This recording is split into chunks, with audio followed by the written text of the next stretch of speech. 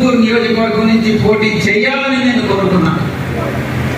అదే విషయాన్ని మన గౌరవ ముఖ్యమంత్రి వర్యులకి తెలియజేయడం కూడా జరిగిందని నేను సభాముఖంగా తెలియజేసుకుంటా ఉన్నాను. కానీ సోషల్ ఇంజనీరింగ్ అంటే మన సామాజిక సమన్యాయం అన్నటువంటి సిద్ధాంతాన్ని నమ్మినటువంటి మన పార్టీ గౌరవ ముఖ్యమంత్రి వర్యులు ఈ యొక్క స్థానాన్ని బీసీ సామాజిక వర్గానికి చెందిన వాళ్ళకి ఇవ్వాలన్నటువంటి నిర్ణయం మేరకు అన్నగారికి కాకుండా మధుసూదన్ యాదవ్కి ఇవ్వడం జరిగింది.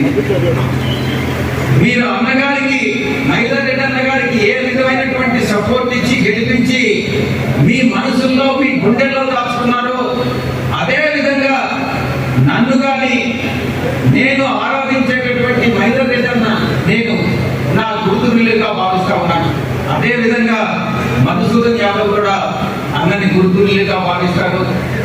అన్న చెప్పిన మాటే మహిదర్ రెడ్డి నుంచి అన్న చెప్పిన మాటే వేదవాకుగా భావించి అదే ప్రజావాణిగా భావించి భవిష్యత్తులో నేను ఎన్నికైనప్పటికీ కూడా మా మార్గదర్శకుడుగా ఆయన మాటే సదా పాటిస్తామని మీరు సభాముఖంగా నేను తెలియజేసుకుంటాను.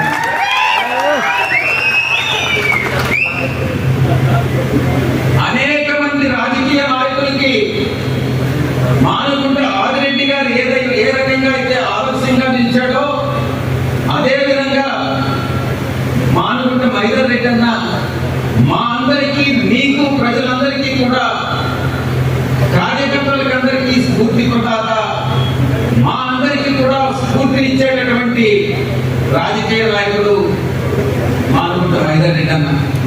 అందుకే నేను ఈరోజు సభాముఖంగా తెలియజేసింది ఆయన మాట పూజ తప్పకుండా పాటిస్తామని సభాముఖంగా తెలియజేస్తున్నాను.